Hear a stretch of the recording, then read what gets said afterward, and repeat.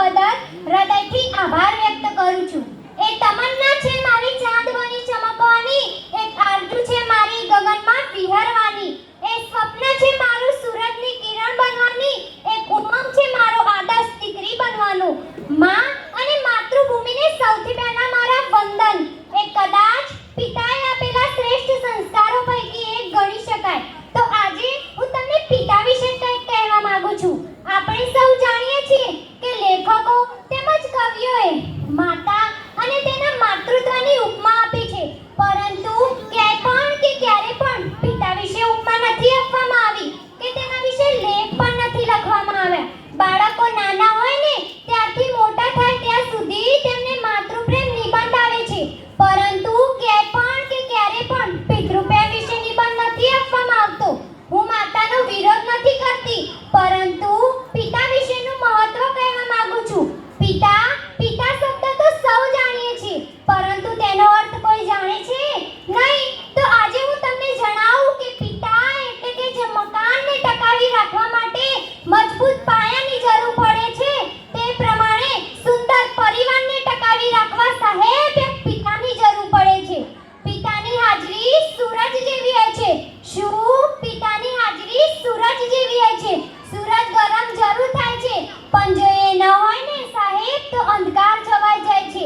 એક એવી કહેવત છે કે ઘોડે ચડતો બાપ મરજો, પણ ઘંટી તામતી માં ન મરજો. પણ સાહેબ હું ફક્ત એટલું જ કહેવા માંગુ છું, એ બાળકને પૂછી તો જોજો કે જે બાળકોએ પોતાના પિતાને ગુમાવ્યા છે, પોતાના પિતાનો પ્રેમ નથી મળ્યો, એ બાળકને પૂછી તો જોજો કે પિતાનું મૂલ્ય જીવનમાં શું હોય છે. માં ઘરનું ગૌરવ છે ને, તો પિતા ઘરનું અસ્તિત્વ છે. માં પાસે અશ્રુની ધારા છે, તો પિતા પાસે સંયમ છે. બે સમયનું ભોજન ફક્ત માં જ બનાવી આપે છે, પરંતુ જીવનભરના ભોજનની વ્યવસ્થા એ પિતા જ કરે છે. નાના નાના સંકટો આવે છે ત્યારે તો માતા યાદ આવે છે, પરંતુ મોટા સંકટો આવે છે ને ત્યારે તો પિતા યાદ આવે છે. મારી ઓળખ તમારાથી છે પપ્પા, મારી ઓળખ તમારાથી છે પપ્પા. શું કહું તમારી માટે કે શું છો તમે મારા માટે? રહેવા માટે તો જમીન છે પગ નીચે, પણ મારી માટે તો આખું આકાશ છો. પપ્પા વગર તમારી શું ઓકાત છે? પપ્પા વગર તમારી શું ઓકાત છે? એ જાણવું હોય ને સાહેબ તો એક દિવસ તમારી જ શેરીમાં પપ્પાની સાથે આંટો મારજો અને એક દિવસ એકલા જજો. ખબર પડી જ જશે કે બોલાવાની તો વાત જ દૂર રહી, કોઈ તમારી સામે પણ નહીં જુએ. પણ સાહેબ હું ફક્ત એટલું જ કહેવા માંગુ છું કે મને મારા પપ્પા કરતાં સાંજ વધારે ગમે છે.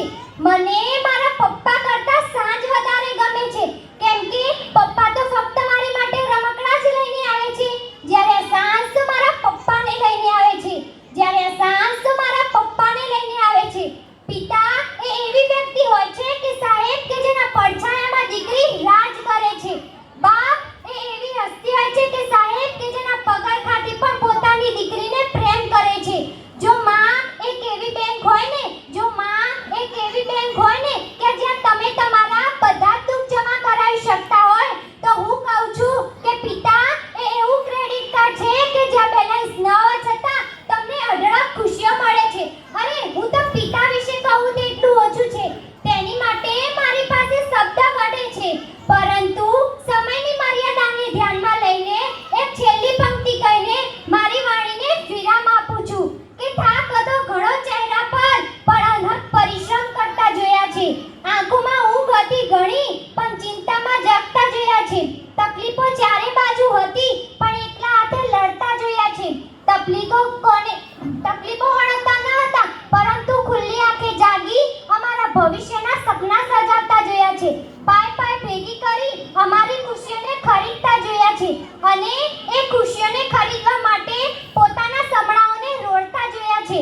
પોતાની પસંદગીને નાપસંદગી કરી અમારી પસંદગીને અપનાવતા જોયા છે. પોતાની પસંદગીને નાપસંદગી કરી અમારી પસંદગીને અપનાવતા જોયા છે. વ્યક્તિ એક છે, પણ વિશેષતા અનેક છે. પિતા સ્વરૂપે મેં સર્જનહારને જોયા છે, પિતા સ્વરૂપે મેં સર્જનહારને જોયા છે. અંતમાં પ્રજાપતિ વરિયા સમાજમાં સુંદર સ્નેહ મિલનમાં આયોજન કરતાઓને અભિનંદન.